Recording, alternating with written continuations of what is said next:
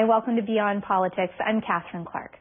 Most people know Preston Manning, the politician, the man who was the founder of the Reform Party, who fundamentally changed the political landscape in Canada. But not as many people know the personal Preston Manning, the man who was the son of an Alberta Premier, who's been married to his wife Sandra for over 40 years, who has 5 children. I invite you now to join me for the personal side of Preston Manning on Beyond Politics.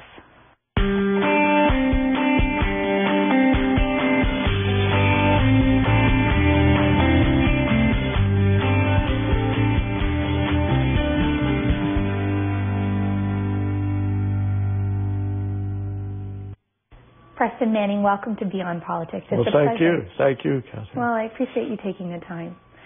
You know, there are not many kids who grew up directly from basically the time they were born until a good later stage in their life in the political eye, but you're one of those people. Your dad was the Premier of Alberta for the first 25 years of your life. Yeah, that's right. That's right. That's a pretty long time. It is. Yeah. Did it have an impact on you growing up? Well, I guess it did, but he was back in that era when political people kept their family life and their political life quite separate. Like today, you know, the candidate, I'm the candidate, here's my wife, here's my kids, here's my dog. My grandchildren. Yeah. But he kept it very separate, so it didn't, I don't think it affected me particularly. We ended up moving out to a farm. He was raised on a homestead and always thought you should have land. So we actually had a dairy farm east of Edmonton, and we moved out there when I was about 12. Okay. And where had you lived before that? In the Garneau district, just across the river from the legislature. Right. But on the farm, Mr. Manning was considered, he had the dairy farm at the end of the road, and he did something with the government during the rest of the week. That's how they thought of him. So it didn't make a lot of difference, I don't think, to my childhood, really. You remember the change from going from the neighborhood near the legislature to the dairy farm? Yeah, I remember that year particularly because I was about 12, and for most of that year I ended up still coming in to go to school in Edmonton, in Garneau School, right across from the legislature in Edmonton. And at noon I'd walk across and the bridge and have dinner or have lunch with my father. And in those days the cabinet used to meet, or after cabinet meetings they'd go to it was a little cafeteria in one of the government buildings there, so I would go along with them. And I knew enough at that time about some of the older ministers particularly that they'd been through the Depression and the war, and I used to try to get them to tell stories about that time. So I had and would they? Some of them would. The most interesting one was a fellow named Dr. Cross, who'd been the health and welfare minister during the Depression. But Doc would not talk about that era at all. It was over. He wanted to forget about it. And so some of them would talk and some of them wouldn't. What an interesting memory, though, I mean, to actually remember being able to go and have your lunch in the cafeteria with the Alberta cabinet. Yeah, well, as you know, the Alberta government was a fairly informal operation. But that was one of my earlier memories, yeah. So on the dairy farm, did you have chores? Yeah, so now I shouldn't tell you this, but my first job was driving a manure spreader at the nickel a load, because there's a lot of manure from a dairy. And of course some of my... Well, at least you knew how to deal with it from an early age. Well, some of my unkind critics had said this was excellent preparation for my later line of work. So, but we'd get up in the morning and particularly feed calves, and then during haying season I'd get to drive the tractor and the mower and the baler. So. Which must have been kind of fun. Oh yeah, no, I really enjoyed it. Not the spreading of manure. Yes, no, but I did enjoy it. Yeah. Did you ever resent the fact that you were expected to have these or take on these responsibilities? Oh no, not. I mean, like a kid growing up on the farm, you just keep wanting to do more responsible things. Like you want to be able to drive the truck, you want to be able to drive the truck and do it on your own, kind of thing. So, no, I think you're always looking for more, for them to treat you as if you were more responsible rather than less. So I have to ask you how old you were when you first drove the truck. Oh, probably 12 or 13. Yeah, that's right. Wow. We had this old pickup truck that there was no pedal. The gas pedal was just a pipe coming up from under the floorboards. And if you pressed it too far down, it would get stuck under the floor with the motor racing. So the first thing you had to learn was how to get out of gear. Because so I learned on this type of a machine. So yeah, you can handle any situation in a car. It was a good learning experience. Isn't that something? Yeah. Was it a big family, your family? No, it was just my brother and myself. And my older brother was 3 years older than myself, had cerebral palsy right from birth. Right. And was always handicapped. And he died when he was about 50. Oh. But that had a big impact. My folks did every conceivable thing they could for him. That was in the days when there was still not a lot that could be done eventually. And today, a lot can be done for cerebral palsy, but not then. And that was one of my earlier... He would have these seizures, bad seizures. And as a kid, I always had a kind of a fear that when we went out, if we went out as a family together, that he would have one of these things. And that caused some apprehension. And how did it affect your parents? Well, they did everything they could. They took him to, in those days, Dr. Wilder Penfield, who started the whole neurological center in Montreal, was a pioneer in treating, with respect to the brain and treating cerebral palsy. They took him there, and they got some help. And then eventually they had him in a school in New York that had some special programs for people with that problem. So they did, but it took quite a toll on them. They worried about him constantly, it had quite an effect. Did you, for the most part, then grow up without your brother around? Well, he was in and out. No, he was particularly on the farm. The farm was good for him because he could. He had sort of freedom to do things, and it didn't matter. We could take care of him if he had one of these seizures, but it made me appreciate my own health. I mean, those of us that have health, I guess you never appreciate until you lose it or you see someone else. It's just the struggle to get up every morning is quite a challenge. Yeah. Tell me about your mom and dad, and we'll start with your dad because he was the better known of the two, and by all accounts, had a strong personality. Is that your recollection of him as a child? Yeah, he was a quiet type personality, and he didn't bring his politics home. As I got older, I would try to... he'd go to these federal provincial conferences with all the... He dealt with a number of prime ministers. He knew R.B. Bennett. I guess he was. Well, he knew Arthur Meehan. He knew about 7 of them. He knew R.B. Bennett and Arthur Meehan. This was before his father was Premier. But then he dealt with Mackenzie King's administration, Louis Samraw's administration, Pearson, and Mr. Diefenbaker. So, and I used to try and get him to talk about these federal provincial conferences because I'd read the paper that he'd been there, but I could pry it out of him. But he didn't. When he came home, he didn't bring the politics of the government. He'd talk about it if you asked him. But, but he wouldn't otherwise. No, he kept it separate. And you said that people knew him as the dairy farmer down the road as well. Did he take pride in his? Oh yes. He liked. He was raised on a homestead in Saskatchewan, and he had agricultural roots, and he liked the farm. He'd drive the tractor on Saturdays, and then he had this religious radio broadcast. In fact, he came to Calgary originally to study for the ministry. William Aberhart, his predecessor, had this school. Who became your godfather? Yes, that's right. Aberhart died in 43, and I was born in 42, so apparently I met him, but I don't recall. But Father ended up actually coming to Alberta to study for the Christian ministry, but then Aberhart got involved in his Depression politics, and Father ended up running for the legislature in 1935 and got elected, and of course never got out of there for about 33 years. Yeah. Wow. Yeah. And what about your mom? What was she like? Well, she was raised in Catholic convents. Her mother was a single mom way back in the days when that was a even tougher road than it was today. So she was raised in several Catholic convents, but one of the things they taught her was to play the piano, and she was a concert pianist by the time she was 16.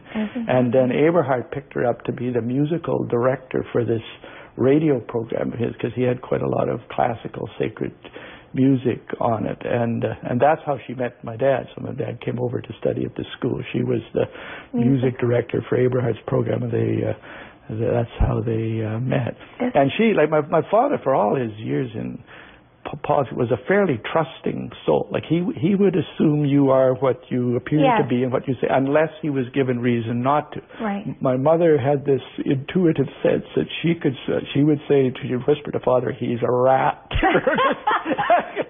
No matter what he looks like, he's a rat. And she had this intuitive grasp of people, but that was often very accurate. And she could, and so they made an interesting pair that way. Did your mom know what she was getting into, do you think, when she married your father? And I don't think as much as any of us can ever have. No, I don't think she could have, because when they got together, it was in this realm of Christian ministry. And in the Depression, the churches too played a huge role. Like they were the unofficial welfare department. She did tours of southern Alberta in doing church work, and she'd tell stories about going to homes where the kids were clothed in burlap from the sacks that had binder twine, where the only meat they had was gopher stew. Like she had these stories, and I think that they kind of got together in that kind of context, and I don't think she could have known much what it would be like to be a cabinet minister's wife or a premier's wife. But she grew into it. They were very young. He was the youngest cabinet minister in the British Commonwealth at the time. He became a minister in 1935, so they kind of grew into it, I think. Right. Yeah. And tell me about yourself as a child. I mean, what were you like as a kid? Well, so I'm not that analytic, so I'm not sure how I could. I think I was probably more introverted than outgoing, and I took my studies very seriously. I got interested in science at quite an early age, and I talked my father into building a little laboratory. We built a bunkhouse on the farm, and on one end of it to build a lab. I actually had a lab there, and I talked him into getting me some pitch blend from the Alberta Research Council, and I made this Geiger counter, so I would amuse my friends by having them hide this pitch blend somewhere, and then I would find it with the Geiger counter. But the problem, I kept sort of bragging to the hired man that I was dealing with radiation, and I actually had a thing for making hydrogen, and he was sure I was trying to construct the bomb. And in fact told my father that unless he shut this place down, he was going to quit. So that was sort of the end of my laboratory. Scientific career? That's right. I had an abortive early scientific career. Did you ever think of pursuing it again? I started out in university. In fact, this is where I met your father, and I were at University of Alberta. He was a couple of years ahead of me, but I was in physics. I started out in physics. Really?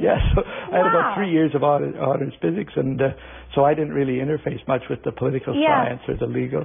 So what happened then after 3 years? Well, my joke is, except it's not a joke, I said I couldn't handle the math.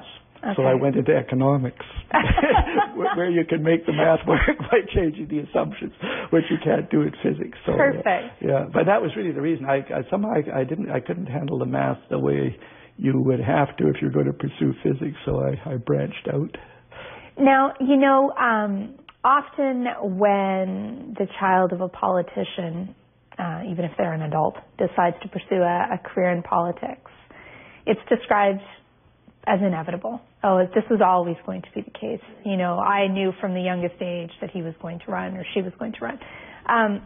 Did you consider in any way a career in politics? No, I didn't when you were younger? My father was very careful. He never encouraged that particularly. He never encouraged us even particularly to go to political meetings. If you wanted to come, that was fine. But And his view, and I guess it was communicated to me indirectly, was that you should get a knowledge of how the rest of the world works, and then you'll be more useful if you do go into politics later on. So after school, I got into, he and I set up a management consulting firm that did long-range planning, mainly for regulated utility companies and energy companies. Yeah. And I did that for about 20 years before I really got in the political field. Yeah.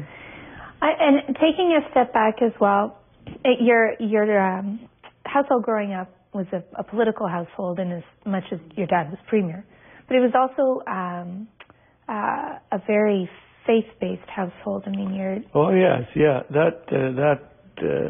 like my father, when he was on this homestead in Saskatchewan, he and his brother, it was the early days of radio, they ordered one of these crystal sets through the Montgomery Ward catalog, which was the first radios, and they mounted this thing on the top of their house, or the aerial on the top of their house, and the first program they heard was this William Aberhart broadcasting from Calgary, and he was a lay minister. He was of the evangelical persuasion that the most important thing was the relationship between yourself and God. As you know, on the prairies, there was sort of these two streams at that time. There was the social gospel people that said the essence of faith is your relationship with people, and then the evangelicals were more on the vertical dimension. My father listened to this, made a personal commitment of his life to Christ, and then went to the ministry, and that influenced our whole home. And when I was in my teens, I wrestled with this question, which I think anybody does raised in a religious home. Sure. Is this my faith, or is it just something I've been kind of culturalized into by the church and the home? But then I made a personal decision to ask Christ into my life to the extent that you can do that. I was in my teens, and so I had that kind of commitment too, and it was reinforced in our home. Can I ask you why you made that commitment? I mean, because you're right that what happens often is that a person will decide either, yes, this is for me, I believe in this too, or rebel. Yeah. And I wonder why you made the decision that it was right for you. Well, I think I saw modeled in the lives of some of the people that I knew, not just my parents, but others, what a genuine commitment like that could do for an individual in their relations with other people and in their own personal growth and development, and found that attractive rather than repulsive. I mean, you can grow up in a religious home where it's all rules and laws and judgment, and that probably turned you away from it. But that wasn't your experience. That was not my experience, no. And I knew that a lot of my parents' even involvement in politics, particularly in the Depression, came out of this a concern for people, but a concern for people that was related to their relationship to God, and it had a positive effect on me. I never struggled, even at university, though I know a lot of people do, with the basic tenets of the Christian faith. I never had much difficulty believing in the existence of God or the authority of the Scriptures or the deity of Christ or things like that. What I wrestled with was, how does this work itself out? Okay, what does this mean for science? I was in physics. What does this mean for business? I was in consulting. What does it mean for politics? So my questioning was more on the how does it work itself out than on in everyday life. Yeah, exactly. Yeah. And I'm still wrestling with that. Which is probably a good thing. I mean, it's probably useful to still be. People have got it all figured out. Yeah. You got to be careful. You got to be really careful. I smell a rat. My mother would say I smell a rat. So then moving forward, the way you described your mom and your dad, in some ways, it seems a bit like your own relationship with your wife, Sandra. Yes, I think there's a yin and a yang in many couples. Like, I tend to be introverted and introspective. My wife is not extroverted. Sadly. In fact, my campaign manager, when I was running for Parliament, the first little while she'd come along with us, and my campaign manager came to me one day and said, "I don't think we should bring Sandra along quite so often." I said, "Well, why is that?" He says, "Because people are stopping me and saying, why isn't she running for Parliament?" She was much more of a people person. He was afraid she was going to be taking votes away from me. So my mother and father are a bit like that too. But Sandra and I are somewhat different. But we kind of think together we make a more whole person. Yeah. How did you meet? Well, I say my father carried on Aberhart's radio work, which had this music side to it all the time, sacred music and classy stuff. And my mother used to scout church choirs, like hockey scouts would scout the lower leagues. So she'd be looking for a soloist or somebody that. Right. And Sandra's father, Gordon Beavis, was a very good tenor soloist at one of the big United churches in Edmonton. Mother was scouting out looking for men for a male chorus, and she spotted Gordon and recruited him for this program. So our family, they ended up then coming to the same church that we came to eventually, and so we met actually. Because our families had got together through that. How old were you then? Well, I'd be in my early 20s. Oh, okay. Yeah, I'd be in my early 20s. Yeah. Oh, isn't that something? Was it love at first sight, or was it more of a... I was an introverted fellow, and I had this roommate. He was still going to university, but I was out. I had this consulting firm, but he felt my social life was a total non-existent. So he decided we are going to take two women out for dinner. So you got to figure out somebody. Well, I knew of Sandra through this church, and so I called Sandra up, and that was... and she said yes. She said yes. Good. Yes, she said yes. It's a good first step. She was quite bewildered to get this call out of the blue, but yes, we did. And that was the first, and I think I almost knew that day that this was the lady I'd like to get to know better. Oh, that's so nice. Yeah. That's so nice to hear. So, you have 5 children we do. together. That's right. It obviously works quite well. That's right. Yeah. So boys, girls, you have 3 girls and 2 boys. Yeah. The oldest daughter is Andrea, and she's a lawyer in Calgary. She has 4 boys of her own. Oh my goodness. Her husband's an executive, and the 4 boys all playing hockey between the ages 7 right now and 13. So they don't sleep. No, and we have a lot of hockey duty on the weekends because the parents can only be at two places at once, and they've got 4. Right. And then our second daughter is she's a public health nurse by background. She's endeavoring to get a master's degree in global health right now, but she has 4 children. They live in Edmonton. Her husband's a tax accountant and lawyer. And then our youngest daughter has been in the finance business. She went to New York, and she met an Australian financial guy. Oh dear! And she's living there now. Now she's living in Australia, and she has 2 little ones, so we don't see them quite as often, but we try. And then we have the 2 sons. Our oldest son, I'm actually in business with him. We have some ranch land in the southeast corner of Alberta. Yes, I'd heard that you're hired hand. Yeah, that's right. Yes, I'm the hired man, and Sandra's the cook. But we are endeavoring to raise organic beef on it. Some of this is old. It's land it's never been broken. It's the old buffalo grass. Wow. And we're endeavoring to conserve that grass and raise organic beef. So he's very heavily involved in that. He does some writing too. His degree's in comparative literature. So these old ranchers or others say, well, let's get this straight, son. Your degree comparative literature, and you're raising cows here. Yeah. And then our youngest son is a medical doctor in family and sport medicine. Right. And he's based in Vancouver, but he does a lot of locums all over the place. So including up north. Including in the Eastern Arctic. Yes, he spent quite a bit of time there. Yeah. That's something. So that's our gang. Your kids were all in, they were fairly young when you made the decision, when you first really came onto the federal scene in the late 80s. Do you remember their reaction when you decided that you were going to become politically active? Well, the girls were a little older, so it didn't affect them so much. I mean, they were interested, but they were well on their way to deciding what they want to do with their own lives. I think it had the biggest impact on the boys. We lived on an acreage outside of Edmonton at that time, and the party ended up having to have its headquarters in Calgary, so we had to move. And for the boys, it wasn't just moving from Edmonton to Calgary where they cheered for the Oilers and the Eskimos. Yes, and those are fierce. Oh yes, and it was moving also rivalries. from this more freedom of the being in the country to living in town. So it was harder on them, And then I was away. Sandra did every conceivable thing she could to make sure we did have time together, but I was away in an inordinate amount of time. I think it had more effects on their lives than it did on the girls. Yeah. Yeah. Did they ever talk to you about it?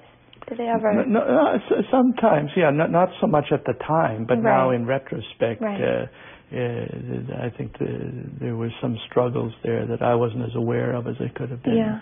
And it's we still do like candidate recruitment in the general sense of trying to urge people to participate in democratic politics, but Sandra's very strong on this, getting into what exactly is your family relationship. Does your wife or does your spouse understand what it is you're trying to do here, and are you in complete agreement? And her counsel is, if your children are young, that you might be wiser to wait, or if you're like a Western MP or a Far East MP and your children are young, all stay together in Ottawa. Don't get these two split households, because you can put a lot of strain or on destroy. Yes, that's right. Oh, yeah. Well, really as you know, and one of the sad things, the marriage casualty rate in our parliament is higher than the national average. It's because of these tensions. Yeah.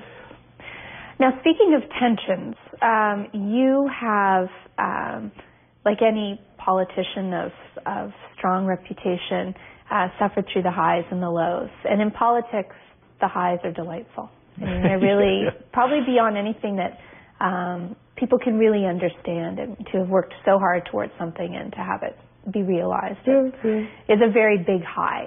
And then the lows are quite devastating. And I wonder how, having seen both sides, you managed to cope through the bad times.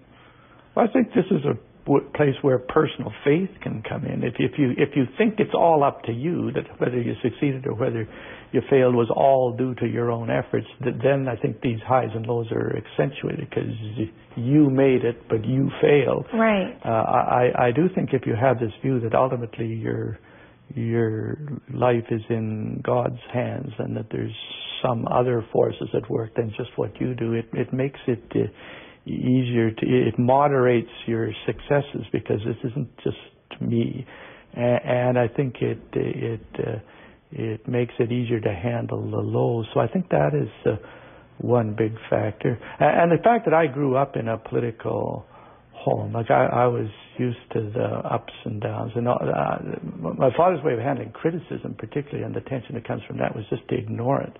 Oh, really? Yeah, he to ignore the person, or to ignore the just criticism? To ignore the criticism. We once had a housekeeper that, when I was younger, that she thought seeing all this negative stuff about my father in the papers was damaging to us kids, so she undertook to cut out of the paper.